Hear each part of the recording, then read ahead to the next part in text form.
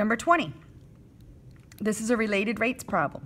There's actually a really easy way to do this without calculus, but I'm going to do the calculus way because I don't know if the one on your exam is going to be able to be done without calculus. Okay, two people are walking away from each other. One's heading north.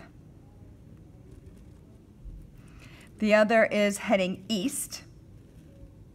And these are both changing variables because they're moving. So I'm not going to plug in any numbers yet. I'm going to mark them with variables. How fast are they moving away from each other? So what they want to know is how fast is this distance changing? And I always just put variables if they are changing values. And then I'll go back and plug in the moment in time. So right now, all of these things are changing. And they're all getting bigger, so their rates of change should all be positive. Or I assume they're getting bigger if they're going apart. Yeah, they're all bigger. All right, so find an equation to relate these. This is the Pythagorean theorem. X squared plus y squared equals z squared. Now do the derivative with respect to time. And since you're doing the derivative with respect to time, if you differentiate anything other than a t, you have to add on a chain rule, an extra dt. So the derivative of x squared with respect to t is 2x dx dt. The derivative of y squared is 2y dy dt.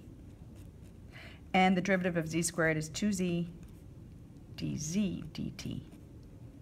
I can make this equation easier just because everything can be divided by 2, so I'm going to go ahead and divide everything by 2. All right, now I got to read the question again and get more figured out, because now I'm going to fill in this moment in time. So let's go back and read the problem.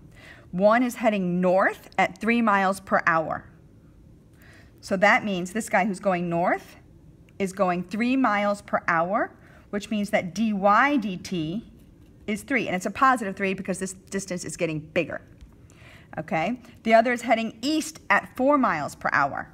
Well, that's this guy. He's going 4 miles per hour, so his rate of change, the rate of change of that distance, is 4. All right, so I can fill those in, but I'm going to need more information. Dy dt was 3. Dx dt is 4.